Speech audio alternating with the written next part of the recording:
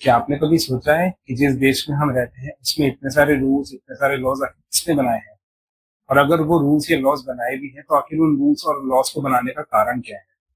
For example, road पे bike चलाते समय हेलमेट्स को पहनना, या फिर गीला या सूखा कूड़ा अलग अलग डालने के लिए अलग अलग डस्टबिन का यूज करना।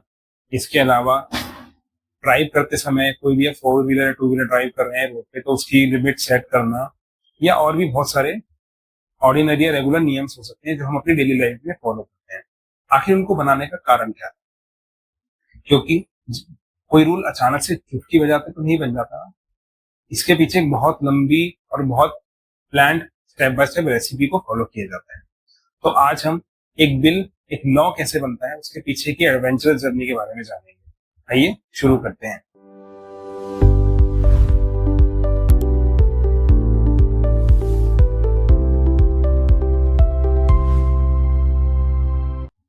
इस सब की शुरुआत होती है एक स्पार्क से, एक आइडिया से।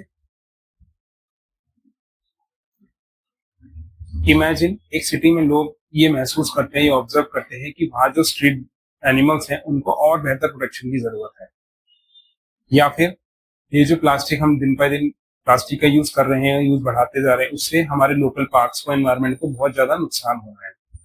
तो वो सब लोग मिलके उन चीजों के बारे में आपस में बात करते हैं और फिर ये डिसाइड किया जाता है कि इन चीजों के लिए हमें एक रूल की जरूरत है। We need to make a rule for this, ताकि ये सब चीजें कंट्रोल हो जाए और ये खत्म हो। पर आखिर उसे रूल बनाएगा कौन? आखिर उस रूल को आगे लेके कौन जाएगा जिससे कि वो कानून बन जाए? इसके लिए सबसे पहले कुछ लॉयर्स, एक्सपर्ट्स एक साथ बैठते हैं, उस आइडिया को एक रिटन फॉर्म देने के लिए एक ऑफिशियल वर्ड्स का यूज करते हैं, और उस स्टेज पे वो एक बिल का कहलाया जाता है। उस बिल को उस स्टेज पे हम एक लॉ का ड्राफ्ट पार्ट भी कह सकते हैं। लॉ के उस बिल से लॉ की बनने की जर्नी का एक ड्राफ्ट, रिटन रिकॉर्ड, वो बिल कहलाया जाता है। उस टाइम पे उसकी कोई ऑफिशियल वजूद नहीं होता है। वो सिर्फ और सिर्फ एक तरह से हमारे लिए एक एप्लीकेशन का काम करता है जिसे हम सरकार तक उस चीज को पहुंचा सके एक रिटर्न फॉर्म में। अब असली जर्नी शुरू होती है किसी बिल की लॉ बनने की, और वो जर्नी शुरुआत होती है उस बिल की पार्लियामेंट के किसी फर्स्ट हाउस तक पहुंचने की। आपकी जानकारी के लिए बता दूं, कोई भी बिल पार्लियामेंट के किसी भी हाउस में इंट्रोड्यूस किया जा सकता है। कोई भी ऑर्डिनरी बिल या कोई भी रेगुलर बिल, चाहे राज्यसभा या लोकसभा, किसी भी हाउस में पेश किया जा सकता है। लेकिन अगर वो बिल हमारे मॉनेटरी टर्म से रिलेटेड है, मतलब पैसे से रिलेटेड है या फिर टैक्सी से रिलेटेड है, तो वो एक्सेप्शनल बिल सिर्फ और सिर्फ सबसे पहले लोकसभा में पेश किया जाएगा, उसके बाद राज्यसभा में पेश किया जाएगा। इसके अलावा जो बिल है वो पार्लियामेंट के किसी भी हाउस में पेश किए जा सकते हैं। तो वो बिल सबसे पहले पार्लियामेंट के फर्स्ट हाउस में पहुंचता है। पार्लियामेंट हमारा वो बिग हाउस है जहां पे हमारे इलेक्टेड लीडर्स बैठते हैं और आपस में किसी बिल को लेकर चर्चा करते हैं। पार्लियामेंट में जो बिल की जर्नी स्टार्ट होती है वो बेसिकली फर्स्ट हाउस में 3 स्टेप्स में डिवाइड होती है। सबसे पहला स्टेप होता है फर्स्ट रीडिंग।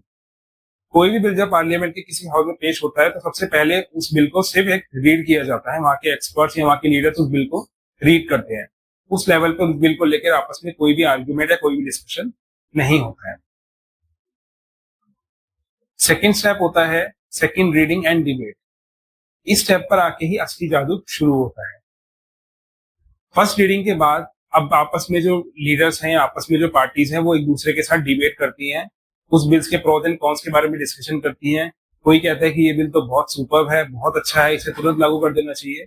तो कोई कहता है कि इस बिल में भी बहुत सारी कमियां हैं जिन्हें हमें इम्प्रूव करना होगा। और जब भी किसी को उस बिल में कोई कमियां या गलतियां नजर आती है तो उसके लिए एक पार्लियामेंट्री कमेटी का सेटअप किया जा गया है जो उस बिल को रीड करती है और अपने अकॉर्डिंग उस बिल में जो मिस्टेक्स उन्हें नजर आती है उन्हें वो फिक्स करती है। बिल की कमियों को फिक्स करने के बाद अगर सब लोग उस पर सहमत होते हैं, उसकी गलतियों को करेक्ट करने से वो लोग एग्री करते हैं, देन थर्ड स्टेप पे जाके होती है वोटिंग। वोटिंग में क्या होता है, सभी लोग उस बिल को आगे प्रोसेस करने के लिए वोट करते हैं कि क्या ये बिल हमें आगे दूसरे हाउस में भेज देना चाहिए, नहीं भेजना चाहिए। तो वो लोग अपना वोट यस या नो में अपना वोट देते हैं, और अगर मैक्सिमम लोग हाँ में जवाब देते हैं कि हाँ इस लॉ को हमें आगे प्रोसेस कर देना चाहिए, देन वो रूल अपनी फर्दर जर्नी पे निकल जाता है।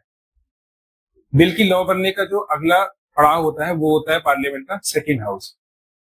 फर्स्ट हाउस में पास होने के बाद और सभी लेवल्स को क्रॉस करने के बाद अब एक बिल सेकेंड हाउस में आ जाता है। वहां पर भी उसे सेम उन्हीं सब स्टेप्स को फॉलो करना होता है, चाहे वो फर्स्ट रीडिंग हो, सेकेंड रीडिंग हो, उसकी मिस्टेक्स को फिक्स करना हो और वोटिंग करना हो। ध्यान रहे, पार्लियामेंट के दोनों हाउसेस का किसी सेम रूल्स पे सहमत होना बहुत जरूरी है। अगर वो लोग सभी कंडीशंस और रूल्स पे सहमत हो रहे हैं तभी वो रूल फाइनली प्रोसेस किया जाता है। तो अगर उस बिल को पार्लियामेंट के सेकेंड हाउस में भी ओके कर दिया जाता है तो वो बिल आगे प्रोसेस के लिए चला जाता है। लेकिन पार्लियामेंट ने भले ही उस बिल को ओके कर दिया हो या पास या आगे फर्दर प्रोसेस कर दिया हो, वो बिल तब भी एक बिल ही कहलाया जाएगा, वो एक लॉ नहीं बनेगा। क्योंकि अभी उस बिल की लॉ बनने की जो जर्नी का अंतिम पड़ाव, जो बहुत जरूरी पड़ाव है, वो पार होना बाकी है। बिल का लॉ बनने की अंतिम पड़ाव उसे लेकर जाता है प्रेसिडेंट के ऑफिस तक।